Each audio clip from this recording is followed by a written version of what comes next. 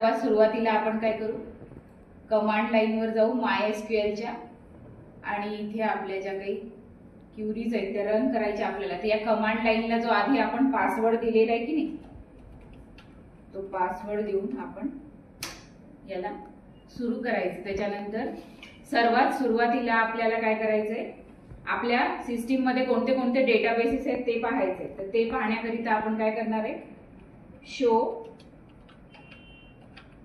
Database.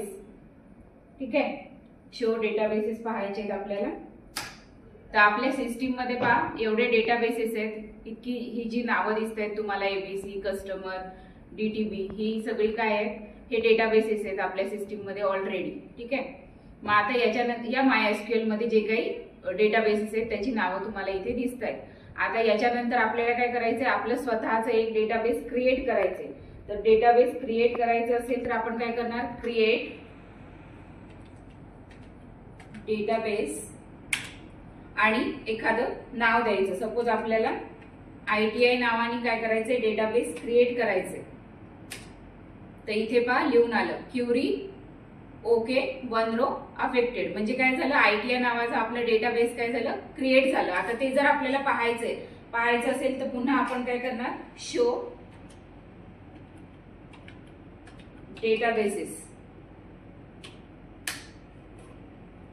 ठीक आहे, तर इथे पहा तुम्हाला दिसत असेल ITI नावाचं काय झालंय, आपलं डेटाबेस क्रिएट झालेलं आहे.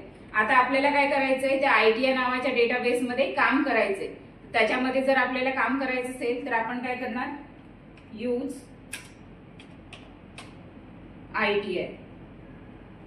ठीक आहे, तर आपला काय झाला, हा डेटाबेस काय झाला, आता आपण पहा इथे टेबल क्रिएट करणार आहे. क्रिएट टेबल क्रिएट करतोय आपण. आणि याच्यामध्ये याला नाव देऊ आपण स्टुडंट नावाचा आपण काय करतोय, एक टेबल क्रिएट करतोय. तर या टेबल मध्ये सर्वात सुरुवातीची फील्ड घेऊ आपण नेम. याला डेटा टाइप काय देऊ, वॅरकॅर नावाचं काय दिलं आपण, याला डेटा टाइप दिला. आणि याला साईज दिली सपोज आपण 30. ठीक आहे, 30 साईज दिली. त्यानंतर काय घेऊ आपण, ID. ठीक आहे, स्टुडंटचा आपल्याला एखादा ID घ्यायचा आहे. त्याला डेटा टाइप काय येईल, इंटीजर. ठीक आहे, इंटीजर येईल. आणि त्याच्यानंतर आपण काय घेऊ, ऍड्रेस घेऊ. आणि ऍड्रेसचा डेटा टाइप काय येईल, वॅरकॅर. आणि त्याला काहीतरी साईज देऊ. सपोज याला पण साईज दिली 30. तर इथे पहा क्युरी ओके 0 रो अफेक्टेड. म्हणजे आपला काय झालाय, टेबल इथे क्रिएट झालेला आहे. आता टेबल क्रिएट झालेला आहे, आपल्याला तो काय करायचंय, पाहायचा आहे. म्हणजे त्याचे जे काही फील्ड्स आहेत आपले क्रिएट झाले आहेत, कसे झाले आहेत ते पाहायचंय. तर आपण कशाचा वापर करणार, डिस्क्राइब स्टुडंट. तर इथे पहा आपल्याला दिसतंय फील्ड दिसतंय, टाइप दिसतंय, नल व्हॅल्यू आहे नाहीये, काय दिसतंय, की डिफॉल्ट एक्स्ट्रा. ठीक आहे, तर फील्ड कोणत्या आहेत आपल्या, नेम, ID आणि ऍड्रेस. ह्या काय आहेत, आपल्या फील्ड आहेत. याचे डेटा टाइप दिलेले आहेत आपण. नेमला वॅरकॅर दिलाय, ID ला इंटीजर दिलाय आणि ऍड्रेसला पण वॅरकॅर दिलाय. याच्या व्हॅल्यू नल पण करू शकतो आपण. आता याच्यानंतर की आपण कोणत्याही फील्डला प्रायमरी की वगैरे दिलेली नाही आहे सध्या तरी. हा, आता आपल्याला काय करायचंय, या टेबलमध्ये आता पहा आपल्याला मल्टिपल व्हॅल्यूज इन्सर्ट करायचे. तर आपण काय करणार, इन्सर्ट इनटू स्टुडंट व्हॅल्यूज. आणि आता आपण काय करणार आहे, व्हॅल्यू एंटर करणार आहे. सपोज आता आपण काय दिलं नाव, अनिता सिंगल कोट मध्ये. त्यानंतर ID देणार आहे आपण. ID काय दिला, 23. त्यानंतर ऍड्रेस दिला आपण. ऍड्रेस देऊ सपोज मुंबई. ठीक आहे,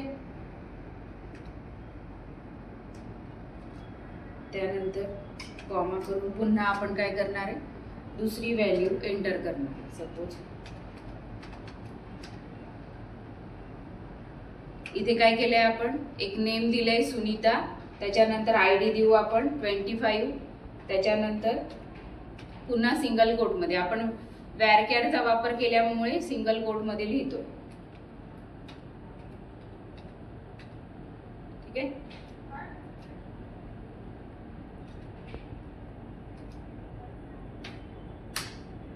तर पहा इथे तुम्हाला दिसतंय 2 rows अफेक्टेड 2 डुप्लिकेट्स, म्हणजे 2 रेकॉर्ड्स काय झालेत, क्रिएट झाले. तर आधी आपण एक रेकॉर्ड क्रिएट केला होता आणि तर आता आपल्याला काय करायचंय की ह्या ज्या इन्सर्ट झालेल्या ह्या ज्या व्हॅल्यूज आहेत ह्या तुम्हाला पाहायच्या आहेत. तर त्याच्याकरिता आपण कोणती क्वेरी वापरणार आहे, select star from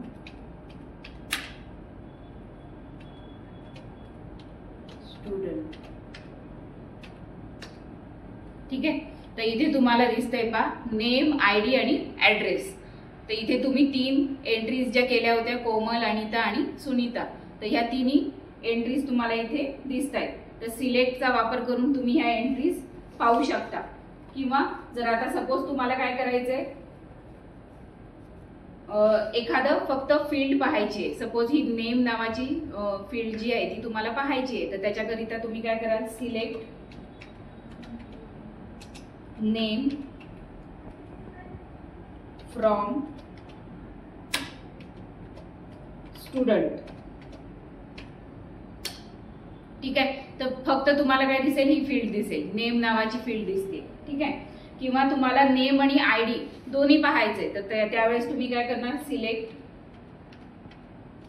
name, ID from